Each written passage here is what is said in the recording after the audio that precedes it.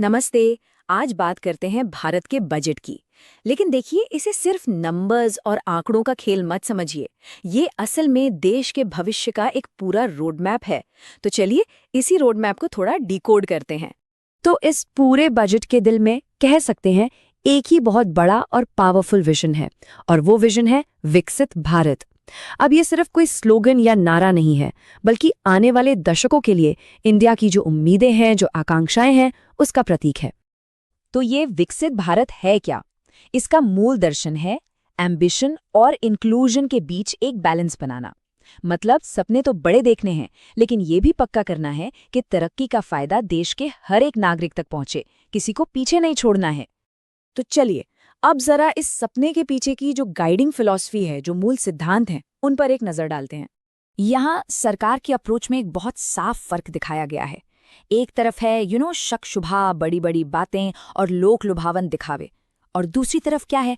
Action, reform और लोगों का हित। मतलब साफ है, इस बजट की जो मूल भावना है वो है काम पर जोर देना, सिर्फ बातों पर नहीं। अच्छा, अब इस फिलॉसफी को जमीन पर उतारने के लिए कुछ ठोस आर्थिक लक्ष्य भी हैं, जैसे कि फिस्कल डिसिप्लिन बनाए रखना, सस्टेनेबल ग्रोथ हो लेकिन महंगाई कम रहे, साथ ही जरूरी चीजों के लिए इंपोर्ट पर हमारी निर्भरता कम हो, पब्लिक इन्वेस्टमेंट पर फोकस बढ़ाया जाए और लगभग 7% की हाई ग्रोथ रेट को मेंटेन किया जाए।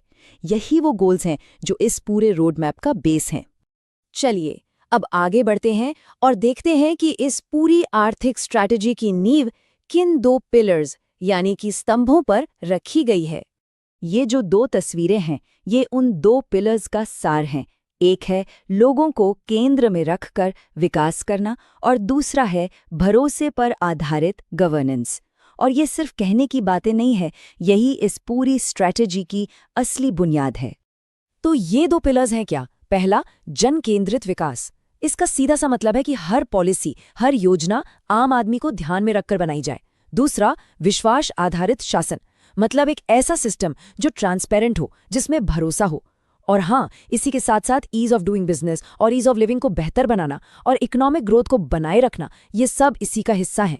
तो फिलॉसफी की बात हो गई, अब देखते हैं कि सरकार का संकल्प क्या है, यानी इस प्लान को एक्शन में लाने के लिए क्या कमिटमेंट्स हैं। तो सरकार का संकल्प, या कह लीजिए कि पक्का इरादा, बिल्कुल साफ है। वो है इकोनॉमिक डेवलपमेंट को रफ्तार देना और उसे टिकाऊ बनाना, ताकि लोगों की उम्मीदें पूरी हो सकें। ये एक तरह का वादा है कि ग्रोथ की जो रफ्तार है वो थमेगी नहीं।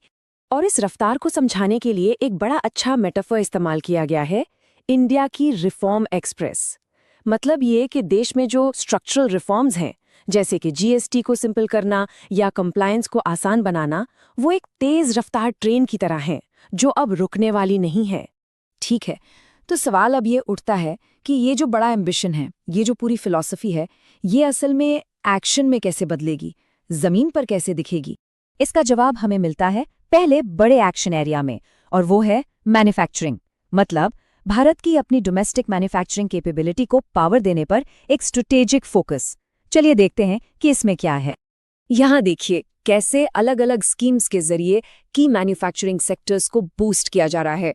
जैसे सेमीकंडक्टर मिशन 2.0 है इलेक्ट्रॉनिक्स के लिए, तो बायोफार्मा शक्ति है फार्मा सेक्टर के लिए, टेक्सटाइल लॉजिस्टिक्स, मतलब हर जरूरी एरिया के लिए एक टारगेटेड प्लान है। ये एक बहुत ही कॉम्प्रिहेंसिव अप्रोच है, जिसका एक ही मकसद है, इंडिया को एक ग्लोबल मैन्युफैक्चरिंग हब बनाना।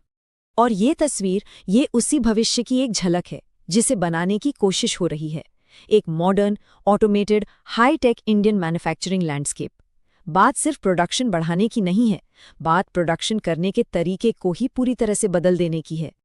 अब इस विजन को हकीकत बनाने के लिए कुछ खास टैक्स रिफॉर्म्स भी हैं। मिसाल के तौर पर एयरक्राफ्ट मैन्युफैक्चरिंग के कंपोनेंट्स पर कस्टम ड्यूटी में छूट दी गई है, या फिर टेक्सटाइल एक्सपोर्टर्स को अपना माल एक्सपोर्ट करने के लिए ज्यादा टाइम दिया गया है।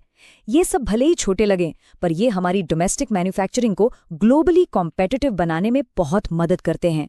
चलिए अब बात करते हैं दूसरे बड़े एक्शन एरिया की, और ये है हमारे एमएसएमईज के लिए, यानी माइक्रो, स्मॉल और मीडियम एंटरप्राइजेज, जो सही मायनों में हमारी इकोनॉमी की रीढ़ की हड्डी हैं।